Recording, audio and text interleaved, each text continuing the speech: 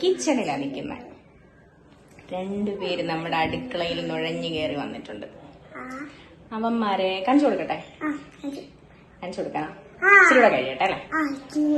അപ്പൊ അവന്മാരെ ഒന്ന് റെഡിയാക്കുന്ന പരിപാടിയാണ് ഇന്ന് ചെയ്യാൻ പോകുന്നത്. ഓക്കെ, ഇഷ്ടമാണോ നിനക്ക്? ഇഷ്ടമാണോ? ഓ, സ്മെല്ലൊന്നും അവർക്ക് ഇഷ്ടമല്ല.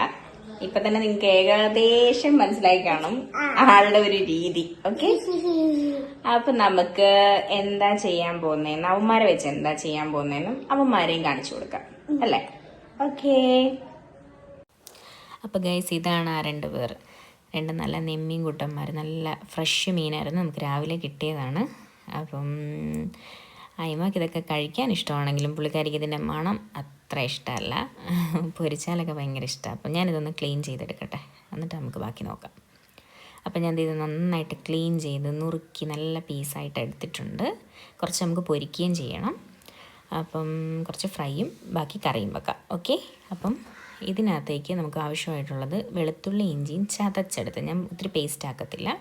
പിന്നെ ഒരു സവാള ചെറുതായിട്ട് നുറുക്കിയത്, പിന്നെ 2-3 കുടംപുള്ളി എടുത്ത് നന്നായിട്ട് കഴുകി കീറി വെള്ളത്തിലിട്ട് വെച്ചിരിക്കുക. ഇത്ര മീൻ ഞാൻ എടുത്തിട്ടുണ്ട്, ബാക്കി കുറച്ച് പൊരിക്കാനും എടുത്തിട്ടുണ്ട്. ഓക്കെ, പിന്നെ കടുക്, ഉലുവ, ഇത് രണ്ടുമാണ് ആവശ്യം. അപ്പം ഇത്രയും സാധനങ്ങളാണ് വേണ്ടത്. ഒരു ചട്ടി നമ്മൾ അടുപ്പത്തോട്ട് വെച്ച് തീ കത്തിക്കുക.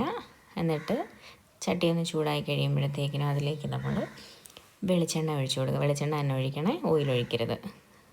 എന്നിട്ട് എണ്ണ ഒന്ന് ചൂടായി വരുമ്പോൾ അതിലേക്ക് കടുകും ഉലുവായും കൂടെ ഇട്ട് കൊടുക്കുക. അത് പൊട്ടിക്കഴിയുമ്പോഴത്തേനും അതിലേക്ക് നമ്മൾ ചതച്ച് വെച്ചിരുന്ന വെളുത്തുള്ളിയും ഇഞ്ചിയും എടുത്തിട്ട് കൊടുക്കുക. അത് മൂത്ത് വരുമ്പോൾ അതിലേക്ക് നമ്മൾ സവാള ഇട്ട് കൊടുക്കുക. അത് മൂത്ത് വരുമ്പോഴത്തേക്കിനും നമ്മൾ അതിലേക്ക് മഞ്ഞൾപ്പൊടി ഇട്ട് നന്നായിട്ട് ഇളക്കി കൊടുക്കുക. പൊടി ഇടുമ്പോഴത്തേക്കിനും തീ കുറച്ച് വെക്കുക, ഇല്ലെങ്കിൽ കരിഞ്ഞു പോകും. അതിനുശേഷം മുളക് പൊടി ഇട്ട് കൊടുക്കുക. മുളക് പൊടിയൊക്കെ നിങ്ങളുടെ ആവശ്യത്തിനുള്ളത് ഇടുക. ഞാൻ എൻ്റെ എരിവിന് ആവശ്യത്തിനുള്ള മുളക് പൊടിയാണ് ഇട്ടേക്കുന്നത്. അപ്പം നമുക്ക് ആവശ്യത്തിനുള്ള എരിവുള്ള മുളക് പൊടി ഇട്ട് കൊടുക്കുക. അതിനുശേഷം മല്ലിപ്പൊടി ഇട്ട് കൊടുക്കുക. അതും ആവശ്യത്തിന് 2 സ്പൂണൊക്കെ ഞാൻ ഇട്ട് കൊടുത്തേക്കുന്നത്. എന്നിട്ട് നന്നായിട്ട് ഇളക്കി കൊടുക്കുക. ഒരു ലേശം കുരുമുളക് പൊടിയും കൂടി ഇട്ട് നന്നായിട്ടത് മൂക്കട്ടെ. പച്ചമണമൊക്കെ മാറിക്കഴിയുമ്പോഴത്തേക്കിനും അതിലേക്ക് നമ്മൾ വെള്ളത്തിലിട്ട് വെച്ച് പുളി ഇട്ട് കൊടുക്കുക. പുളി ഒഴിച്ചു കൊടുത്ത് നന്നായിട്ട് ഇളക്കി കഴിഞ്ഞാൽ അതിനാവശ്യമായിട്ടുള്ള വെള്ളം ഒഴിച്ചു കൊടുത്ത് നന്നായിട്ട് ഇളക്കുക. എന്നിട്ട് നമ്മൾ അടച്ചു വെച്ച് തിളപ്പിക്കുക. തിളച്ച് കഴിയുമ്പോഴത്തേക്കിനും അതിലേക്ക് ആവശ്യത്തിനുള്ള ഉപ്പ് ചേർത്ത് കൊടുക്കുക. ഉപ്പ് നമ്മൾ ലാസ്റ്റാണ് ചേർക്കുന്നത്, ആദ്യമൊന്നും ചേർത്തില്ലായിരുന്നു. അപ്പോൾ നമ്മൾ അതിൻ്റെ കണക്കിനിടുക.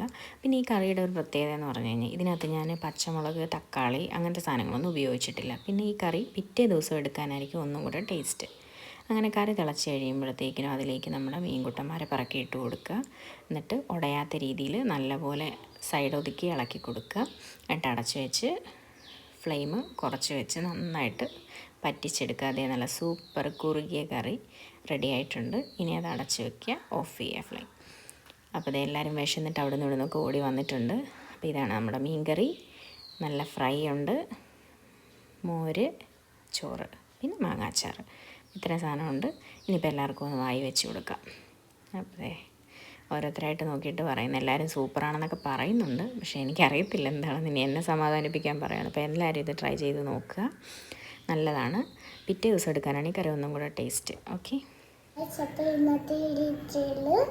ഞങ്ങളുടെ വീഡിയോ ഇഷ്ടപ്പെടുവാണെങ്കിൽ എല്ലാവരും ലൈക്ക് ചെയ്യണം, സബ്സ്ക്രൈബ് ചെയ്യണം, അടുത്തുള്ള ബെൽ ബട്ടൺ ഒന്ന് എനേബിൾ ചെയ്തേക്കണം.